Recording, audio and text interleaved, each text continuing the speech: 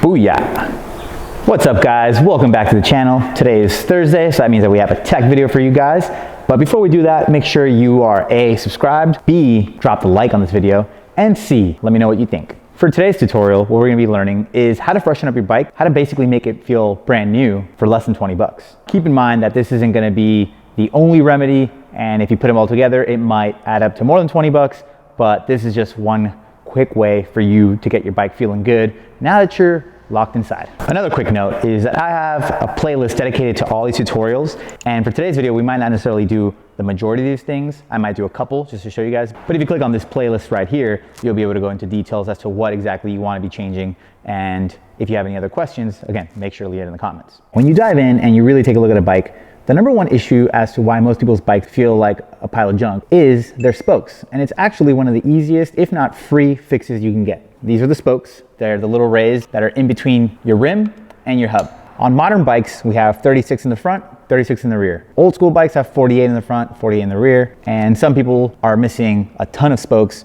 so they're down to sometimes even 18 I've seen. Spokes cost you anywhere from 50 cents to $1 if you're getting chromoly ones, and they can go all the way up to like $3 or $4 if you're getting titanium ones. They're a very quick fix, and all you really need is a cheap tool called the spoke wrench. And these range from $3 to $12 as well. I'm using the one that comes inside of the shadow tool, but we'll talk about that a little later. Just replacing these can make a world of difference, and again, they're very cheap. Currently, my wheels are pretty dialed.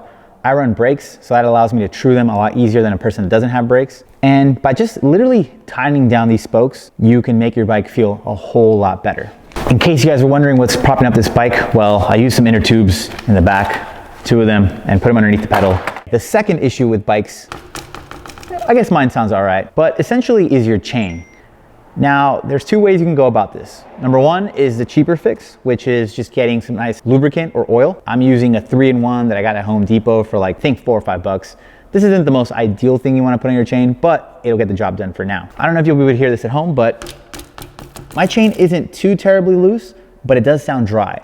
And the way you can tell the dry sound is that you can actually hear the little bearings that are in between the links. They kind of chatter, your little tell. But essentially all you really have to do is just sit back here by your cassette or by your driver to your free coaster, and then just drop a couple drops periodically as you're backpedaling. Make sure you don't get any fingers anywhere near this because you will lose that finger, so be warned. And then once you're done, you're gonna wanna do a little bounce test to see if the sound changed. Way better. Essentially, it'll get in between those links. That'll make it so it doesn't sound as bad, and it'll be smooth when you pedal around. So while we're down here, inner tubes. These range anywhere from $2 to $12, assuming you're using a really heavy slime, triple thick tube. I don't necessarily recommend those. Sometimes in case of an emergency, you gotta use them. Once you get home, make sure you get a nice little affordable tube. So the tubes I'm using are 20-inch. They're the Primo 1x9 all the way up to the 225. When you see the ratings on the tube, usually it'll still work for almost any BMX tire. All it means is that if it's a thinner tube, like if this went down to like 1.85 versus 1.9, which is at right now, it'll just be a slightly thinner one. And back in the day, people will use really thin ones because they wanted to lighten up their bike. Now you see Colt and other brands are making inner tubes that say 2.4, 2.5. That means there's gonna be a little more rubber, but it's not hugely noticeable. But if you're a weight weenie and you're cutting down all of that stuff, then it does start adding up. But for our intents and purposes, we're just gonna use a generic, nice little $5 tube. Now the reason I say it's to swap your tubes is that, again, some people just have the really heavy ones, so they make your bike feel like crap, and other people have tiny little holes, so they have to pump up their bike after every few weeks or days sometimes. So you wanna get rid of that. That'll make your bike feel sluggish. Ow, getting old sucks. My knees are shot, guys. Next up are your grips. These range from between $5 all the way up to like 13 I've seen. There aren't a lot of huge differences. I personally ride the S&M Hoda grips. I think they're the best ones. They're very soft, very comfortable, but they tend to twist a lot, and if you bail a lot, they will rip, so you gotta be careful with that. Mine are pretty much broken into perfection, so I'm not gonna be changing them today, but one of the things that people have, well, huge holes, or they're missing their bar ends or anything like that. Always ride bar ends. One mistake and that'll go right through your liver and it'll end you. You don't want that. Bar ends are a must. Those cost $2 to $3. If you go for plastic ones, 10 to 15 bucks if you go for metal ones. Grips, they'll make your bike feel a lot better, because if you have like terrible ones that feel like junk, you don't even want to touch your bike. These are super soft and they just make you really want to like go out there and do bar spins or something. Next up on the wheel of despair, we have my personal pet peeve, pedals. I ride for Shadow Conspiracy, so I'm a little biased, but bent, loose, cracked, or otherwise ugly pedals, I can't stand. Personally, my frame is matching my pedals, and once we do this color swap, my pedals will be matching the tires. So to me, that looks cool. What do you guys think? You guys like this color change? Let me know in the comments. But back to the topic at hand.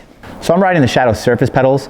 Personally, my favorite ones, they have a slim profile. They're not too concave, so my foot really grips on there very nicely, and they're really good for crank arm grinds. I don't like get snagged up. I like to freshen up pedals probably every few months, depending on your level of riding. Obviously, if you only ride once a week or once every few weeks, then it could probably last you a year. The most important part are that some of them just really come loose, and you can fix that for free by taking a 10mm socket, loosening this up on the inside, and then you take a screwdriver, then you tighten up the lock nut that's holding the bearing, and then you tighten up the pedals again.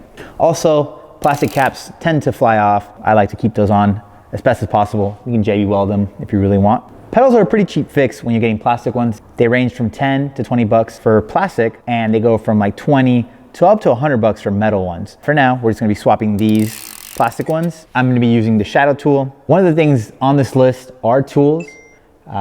Tall Order makes a really good tool that's about 15 bucks. The best tool in my personal opinion, slightly biased because I do get hooked up by them. The Shadow tool has everything you need, from that spoke wrench I was using earlier, to the 15 that I'm gonna use now to remove my pedals, to the 17 to remove my wheels, and a chain breaker and a whole lot more. So check out shadowconspiracy.com for the tool. Pedals, I guess I could take off with you guys. Very important. Before putting these on, you always want to put a little bit of grease or a little bit of oil, or else they will seize up if you don't remove them in adequate time. I changed these not that long ago, so I know they're going to be pretty loose, but for you guys at home, make sure you put just a little tiny bit of grease. And very important, make sure you know which way your pedals go. When your bike is upside down, your right side, which is now flipped over, you have to keep that in mind, your right side crank arm works traditionally. So righty is tighty, lefty is loosey. So for this, I'm gonna go up. I pre-loosened these to make it so that wasn't impossible in this video. So that comes off pretty easily. Now your left crank arm, and in this case, because it's upside down again, the one on the right side currently, but it's your left crank arm, is counter threaded. So that means that lefty is tighty, righty is loosey.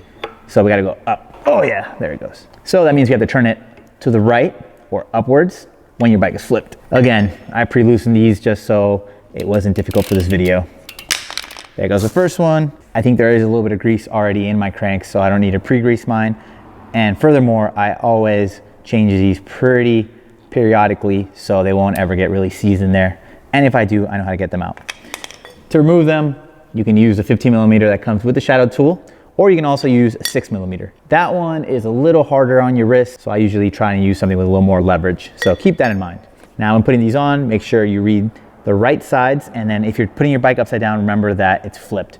So the left crank arm, left pedal is currently on the right side. You want to finger thread it first, and then you want to use your tool just to make sure you don't strip it. You want to finger thread in it. Again, the left crank arm is upside down, but it's also reversed. So right now you're going to your left to tighten it down, which is the opposite of the right crank arm, which is currently on the left. So we're gonna, again, finger tighten it first, make sure it goes in there smoothly. And then when the bike is upside down, you can just hold both bosses and pedal backwards, and that'll also tighten it down. And then once you're getting towards the end, you put the tool in there, keep pedaling backwards, and then just give it a nice little tighten. You don't want it to be overly tightened because then it takes forever to get them off. Booyah, that was easy. While I have you guys down here, we're gonna be swapping out the tires. Tires go anywhere from, I've seen as low as 10 bucks all the way up to 100 bucks. Just depends on what you want. For this video, I'm gonna be using the Shadow Serpent featherweight tires. These are the lightweight version, and they come in a cool blue. They match my pedals. I have a blue car, not the same kind of blue, but hey, I just wanted to change it up for a bit. So we're gonna be doing that. And my tubes are good, so I don't need to swap that out. So let's just jump right into it. Once again, I'll be using the Shadow Conspiracy multi-tool to remove my back wheel. I do so by putting my foot, as you can see, on the back seat, just to hold the bike in place. And then we're gonna be loosening it up. As you can tell, my back wheel is already really loose. Not a good sign, probably from grinding a lot. Ring on the other side, keep your foot on the seat. This one is actually tightened like it should be. And whammo, got that off. Now to remove the chain, I usually recommend to use something just so you don't get your finger dirty or chopped off. So I'm gonna be using the actual pedal. I'm gonna be using the tire lever that comes with the shadow tool. I'm just gonna put it slightly behind the sprocket, just move the chain over. If it scratches up your sprocket a little bit, not a big deal. Okay, then you get the chain up and over your peg. I ride brakes, so I have to move the cables from the brakes so that I can remove my beefy tire. Then you wanna move it all the way forward. Then you wanna take the chain, get it up and over your driver. Again, more in-depth videos on this on my channel. This is just for the sake of simplicity and speed. We're not gonna cover this. Once you get the chain up and over the sprocket, then you can get it up and over your pegs. If you don't have pegs at home, what are you doing with your life? No, I'm just kidding. If you don't have pegs, it actually makes everything easier. Okay, so back wheel is off. While we're there, let's just get the front wheel off as well. This one is a lot easier. There's no chain or sprocket or brakes to worry about. Just a couple hub guards, which I highly recommend to save your spokes. Just gonna remove the air out of these tires. We'll be using the little spoke wrench to place inside the valve of the tube to remove the air. Using your fingernail works, but it hurts after time, so trying to avoid injuries. If you're a strong macho man, you can just rip these tires right off the rim. If you're not, it's all good too.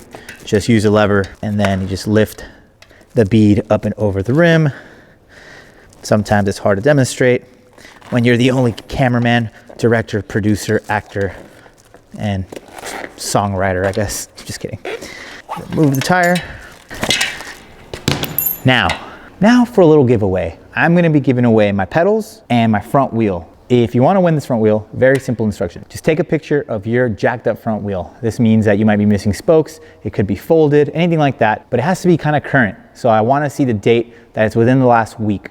I don't wanna see something from 2 years ago, all right guys? Now upload that photo to Instagram or to Twitter and tag me at Alfredo Mancuso and tag at The Shadow Conspiracy or at Sabrosa Brand, either one. I'll pick one of you guys and send you this very wheel. It's not too badly beat up, just the hub guards a little bit, but I might have some extra ones, so I'll throw that in there for you.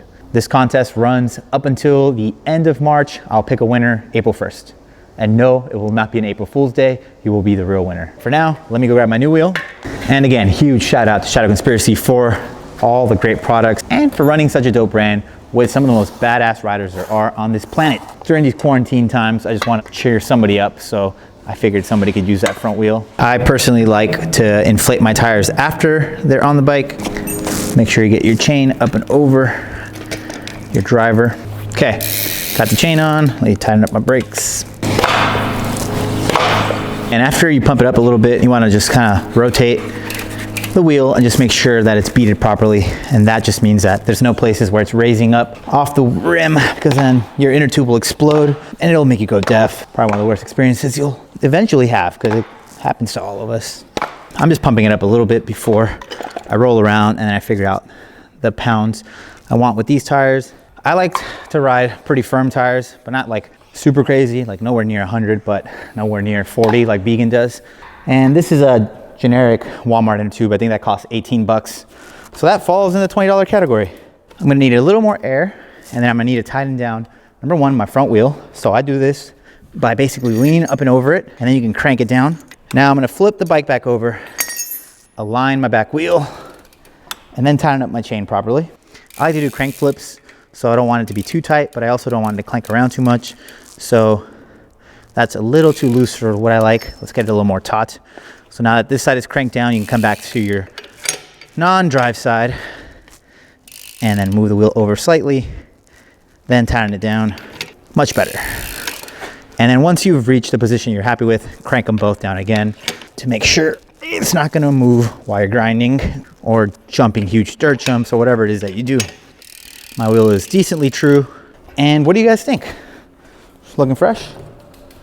Last few things you can do, just adjust anything that you have, like my brakes. Make sure all the barrels are tightened. That way it doesn't sound clanky. That's a $3 fix right there, $3.99. Okay, make sure this little bolt down here is tight. Somehow the audio file got corrupt, so I have to redo the outro. But essentially, there's the bike. She's all done.